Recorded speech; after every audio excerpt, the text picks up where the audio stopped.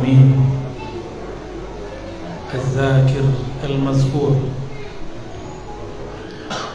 الذي أمرنا بذكره وقال أيها الذين آمنوا اذكروا الله ذكرا كثيرا أشهد أن لا إله إلا الله أشهد أن محمدا عبده ورسوله اللهم صل على سيد الذاكرين سيدنا أحمد سيدنا محمد وعلى آله وصحبه خليفته وسلم.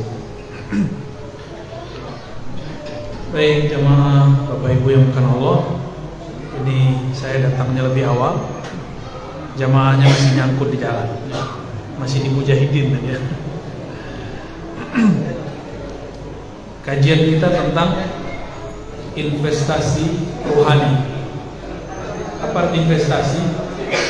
Bisa berarti tabungan, bisa berarti simpanan berharga, dan lain sebagainya.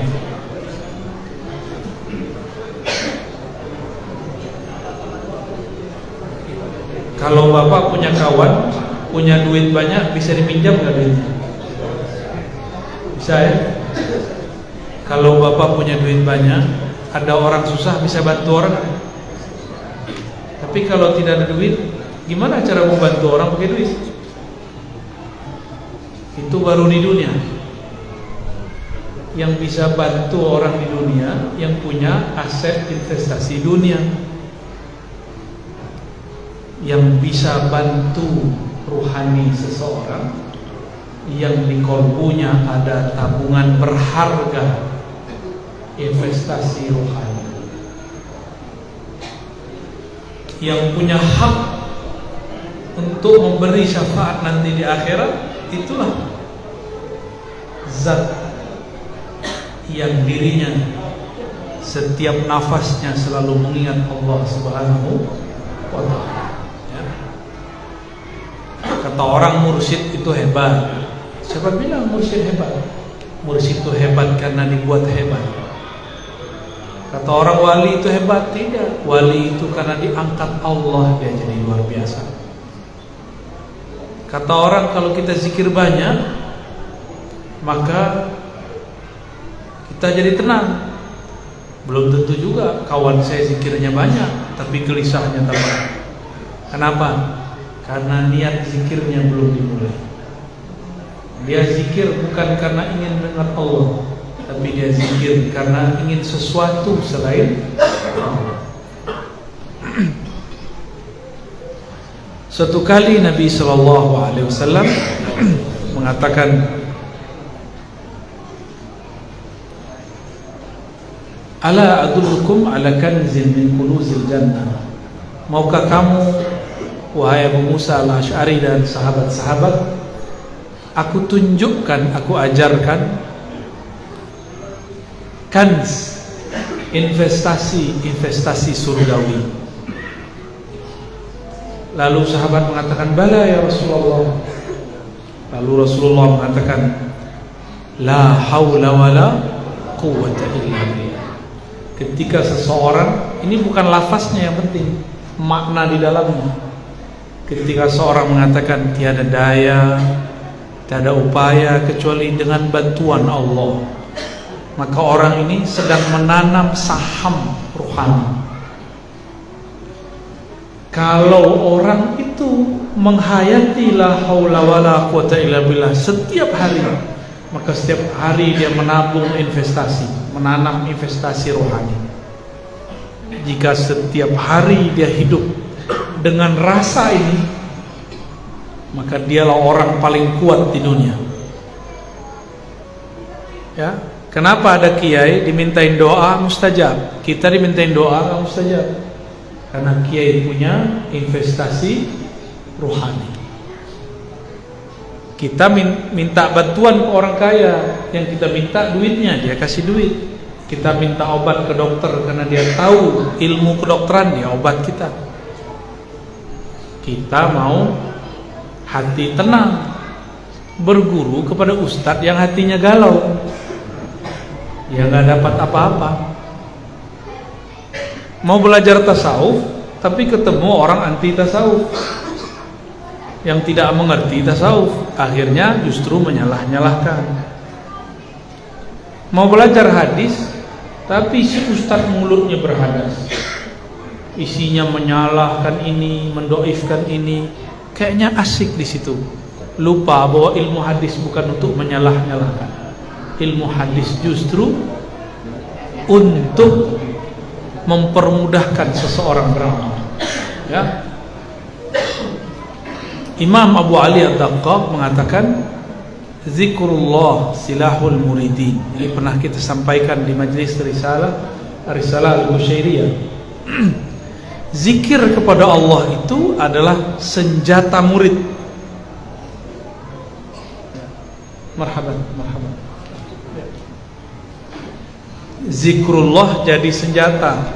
Saya mau tanya Pak, zikirnya udah jadi senjata belum? Belum. Kalau senjata, kalau orang dulu pedang, pisau, panah. Kalau orang sekarang senjatanya apa? Atau bom. Apabila zikir kita sudah tahu tekniknya, sudah benar rangkaian-rangkaiannya, maka dia akan jadi bom. Apabila zikrullah sudah diasah, kalau zikirnya seperti pedang harus diasah. Jadi masing-masing kita ini sudah dibeli pisau oleh guru, diberi senjata oleh tuan guru syekh, dikasihlah zikir, subhanallah ka, alhamdulillah, tapi sayang pisaunya tidak diasah.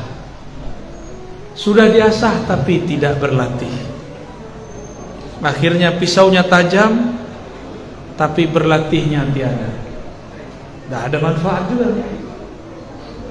Diasah tapi salah latihan, salah konsep. Kalau pisau di tangan ahli masak jadi apa? Motong bumbu. Pisau di tangan penjagal membuat hewan-hewan halal kita makan. Tapi pisau di tangan penjahat jadi apa? Salah pisau atau salah orang yang pakai? Salah orang yang pakai. Maka jangan gagal fokus. Ilmu-ilmu itu alat semua, yang salah orang yang pakai. Jika ada orang menggunakan ilmu zikir untuk kepentingan-kepentingan selain mengenal Allah, maka dia sedang menyelewengkan pisau tadi. Dan itu banyak. Ya. Gimana Pak? Udah punya zikir kan? Diasah nggak tiap hari? Enggak ya? Makanya tumpul. Kalau lagi ada gejolak di hati, itu pisau, itu senjata nggak bisa untuk melawan musuh. Kalau kita sedang bertemu musuh, nih ketemu musuh, tapi tidak punya keberanian, nggak punya senjata, ada senjata tapi tumpul, cemas nggak? Cemas. Kalau kita nggak punya senjata, nggak punya alat asahan, maka caranya ada. Maka Nabi bilang, ala adullukum ala kanzin min kunuzil jannah. Maukah kamu aku tunjukkan jalan pintas?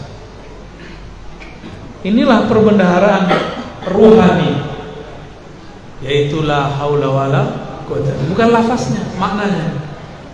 Berserah diri total kepada Allah. Ya. Ketika seseorang menolkan dirinya, di saat itulah keberanian muncul. Di saat seseorang itu berlindung kepada Yang Maha Esa, meskipun dia nggak punya senjata, dia dilindungi oleh Yang Maha menciptakan senjata. Jadi kita ini nggak perlu jadi orang hebat, tapi dekat-dekatlah sama orang hebat. Nanti dikira hebat kan? Nggak perlu jadi penguasa, jadi teman penguasa cukup. Jadi guru penguasa, jadi kawan penguasa, jadi saudaranya cukup. Nanti urusan kita dimudahkan. Ya. Kalau kita nih datang ke satu kampung, di kampung itu banyak preman. Banyak preman Pak. Tapi ketua premannya sahabat kita. Itu semua preman hormat gak? Wih, abang. Gimana? Kita nggak punya pasukan, kita nggak punya senjata, nggak apa-apa. Tapi kita punya aset. Maka ilmu mengenal itu adalah aset. Kenal Allah itu adalah senjata terbaik. Maka benteng terbaik bukan dinding-dinding yang tebal, pagar-pagar yang berlapis. Benteng terkuat adalah kenal Allah Subhanahu wa ta'ala. Kenal dengan penguasa. Kalau cuma kenal dengan pemilik penguasa negeri, ya seorang gubernur, bupati, presiden paling cuma 5 tahun, paling lama 2 periode. Kalau kita cuma dengan berkawan dengan mereka, lalu kita memusuhi kawan kita, menindas yang lain, setelah orang ini turun kita dibenci orang. Maka kita bukanlah pembenci penguasa atau pencinta penguasa. Kita biasa-biasa, ya. Jadi kita nggak dituntut benci-benci, nggak ada kewajiban benci-benci penguasa. Yang ada cuma mendoakan siapa yang mengurus negeri ini. Mau penguasanya siapa terserah, ya. Semoga Allah bimbing ulama dan umara. Amin ya rabbal alamin.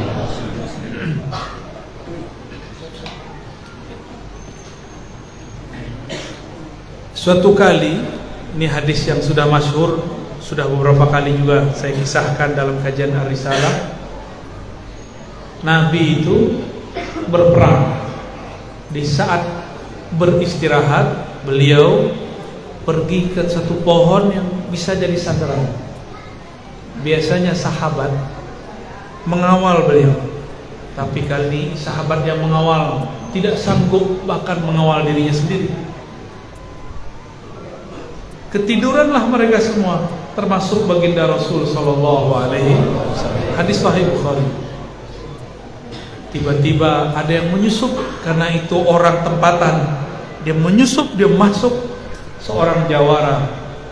Tombaknya dalam satu riwayat lain, pisaunya, belatinya sudah di leher Rasulullah sallallahu alaihi wasallam.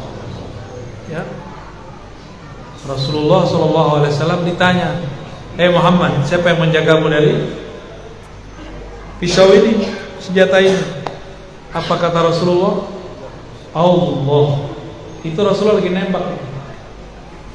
Allah. Itu nembak itu, Pak. Ada tekniknya, Pak. Pakai nafas. Sehingga terhentaklah itu orang. Ditanya lagi, siapa? Allah. Tambah lemas orang itu. Yang ketiga terjatuhlah dia. Lemas tangannya, karena yang menguasai satu darah yang mengalir di tubuh musuh ini Allah juga. Disebut nama Allah, ternyata yang menyebut kekasih Allah. Jangankan darah di badannya, itu pisau aja nggak mau menyakiti Rasulullah Sallallahu Alaihi Wasallam. Itu kalau nama Allah, zikrullah sudah menjadi investasi. Inilah yang dimaksud dalam hadis. Idza maradtum bi riyadil jannah farta'u. Kalau kau melewati taman-taman surga, maka farta'u. Apa arti farta'u? Petiklah. Jadi kalau majelis pengajian, serap ilmunya. Di majelis zikir, ikut zikir di dalamnya. Di majelis salawat, ikut bersalawat. Itulah yang disebut memetik, mengicip. Farta'u. Ikutlah engkau mencicipinya. Jangan kemudian, nah inilah yang membuat banyak orang-orang belajar zikir, belajar tarekat, tidak faham adab. Kalau nggak tarekat dia nggak mau ikut zikir. Maka adalah di suatu pertemuan tarekoh, imamnya salah satu pengamal tarekoh yang berbeda dengan jamaah, tengkar, ribut. Di depan imamnya pengen yang apa, di belakang pengen yang apa. Itu terjadi. Padahal zikir itu seharusnya melembutkan kalbu. Kok ini malah bikin ribut? Berarti orang itu baru berzikir dengan simbol, belum berzikir dengan ruhaninya.